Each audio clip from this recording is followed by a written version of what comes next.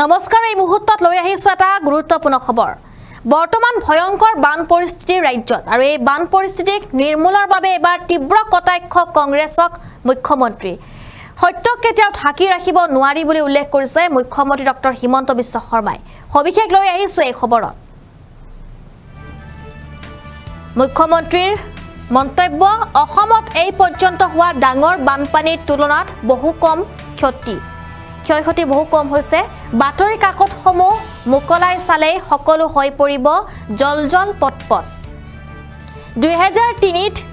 304টা মথাউৰি ভাঙিছিল ৰাজ্যত এনেদৰে মন্তব্য মুখ্যমন্ত্ৰী মাজুলীত বহু মথাউৰি ভাঙিছিল আগতে এতিয়া তাৰ তুলনাত মাত্ৰ এটা মথাউৰিৰে ভাঙিছে আৰু সেয়াও বনাই দিয়া হৈছে মাজুলীৰ ভগ্ন মথাউৰিও আমি বনাই দিলো বুলি উল্লেখ কৰিছে মুখ্যমন্ত্ৰীয়ে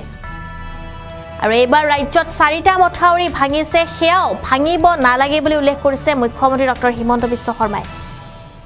সত্যক কেতিয়াও ঢাকি ৰাখিব নোৱাৰি বুলি উল্লেখ কৰিছে তীব্ৰ কটাক্ষ কৰিছে এয়া মুখ্যমন্ত্ৰীয়ে কংগ্ৰেছক আৰু এবাৰ যেটো ৰাজ্যত 4টাকৈ মথাউৰি ভাঙিছে সেয়াও ভাঙিব নালাগিছিলে সেয়াও ভাঙিব নালাগে বুলি উল্লেখ কৰিছে মুখ্যমন্ত্ৰীয়ে সত্যক কেতিয়াও ঢাকিব নোৱাৰি বুলি উল্লেখ কৰিছে মুখ্যমন্ত্ৰীয়ে বানপানী নিৰ্মূলক লৈ এবাৰ কংগ্ৰেছক তীব্ৰ কটাক্ষ মুখ্যমন্ত্ৰীৰ অসমত এই পৰ্যন্ত হোৱা ডাঙৰ বানপানীৰ তুলনাত বহু কম ক্ষয়ক্ষতি হৈছে বাতৰি কাকতসমূহ মুকলাই চালেই সকলো হৈ পৰিব জলজল পটপট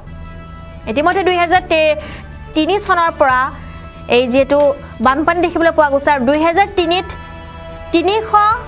304টাকৈ মথাউৰি ভাঙিছিল ৰাজ্যত সেই তথ্য দিছে মুখ্যমন্ত্ৰীয়ে মাজুলীত বহু মথাউৰি ভাঙিছিলে আগতে আৰু এতিয়া সেই তুলনাত মাত্ৰ এটা মথাউৰি ভাঙিছে 2003ত 304টাকৈ মথাউৰি ভাঙিছিলে আৰু এতিয়া মাত্ৰ 4টাকৈহে মথাউৰি ভাঙিছে ৰাজ্যত বৰ্তমান সময়ত 2024ৰ যি বানপানী পৰিস্থিতি আছে সেই বানপানীত এবাৰ মাত্ৰ 4টাকৈ মথাউৰি ভাঙিছে কিন্তু সেয়াও ভাঙিব নালাগে যাতে পৰৱৰ্তী সময়ত এনেদৰে মুখ্যমন্ত্ৰীগৰাকীয়ে মন্তব্য কৰিছে সত্যক কেতিয়াও ঢাকি ৰাখিব নোৱাৰি বুলি উল্লেখ কৰিছে মুখ্যমন্ত্ৰী আৰু পূৰ্বৰ যি বাতৰি কাকতসমূহ আছিলে সেই বাতৰি কাকতসমূহ পুনৰ ওলাই চাবলৈ এবাৰ মুখ্যমন্ত্ৰীয়ে আহ্বান কৰিছে তেতিয়া সকলো জলজল পটপট হৈ পৰিব বুলি উল্লেখ কৰিছে মুখ্যমন্ত্ৰীগৰাকীয়ে এই মুহূৰ্তত আমি তেওঁৰ সেই মন্তব্য এবাৰ শুনাই ল'ব বিচাৰিম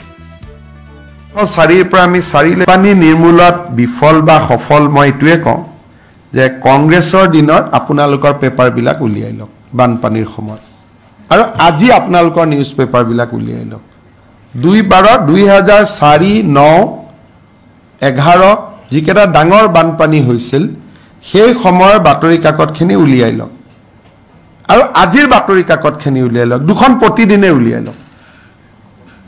তেতিয়া গম পাব বানপানী কমিছে নে বাঢ়িছে এইবিলাকটো মই বনাই কেনেকৈ ক'ব পাৰো মাতমৰা ভাঙিছিল বানপানী হৈছিল বজালিত পহুমাৰা ভাঙে বানপানী হয় এইবিলাকটো আমাৰ জীৱনৰ সত্য আছিল সিপাজাৰ সমষ্টিত 14টা 16টা মথাউৰি ভাঙিছিল আজি এটা মাজুলীত কিমান মথাউৰি ভাঙিছিল আপোনালোকে নিউজ কৰিছিল এতিয়া এটা তাকো আমি লগাই দিলো সত্যটোক আপুনি কেনেকৈ ঢাকি ৰাখিব সত্যটো আৰু সূৰ্যটো পূবৰ পৰা ওলাই তাক আপুনি এটা কেনেকৈ ঢাকিব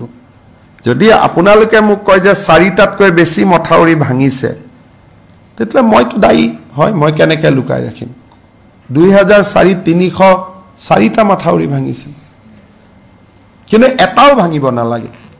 এটো নহয় যে 4টা ভাঙিলে আনন্দ কৰিব লাগে এটাও ভাঙিব নালাগে 304ৰ পৰা আমি 4 লৈকে নামাইছো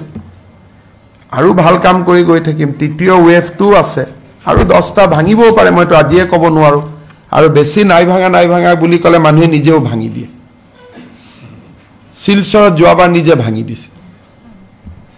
কাৰণ মাথাউৰিৰ কাষত আমাৰো শত্ৰু বহুত বহি আছে না পলিটিক্যাল এনিমি মই যদি বেছি ক্লেম কৰি থাকো মথাউৰি ভঙা নাই ভাঙি দিব যোৱাবাৰ শিলচৰ টাউনত বেটুকান্দিটো নিজেই ভাঙি দিছে কাৰণ আজিকালি কোৱাও দিগদাৰ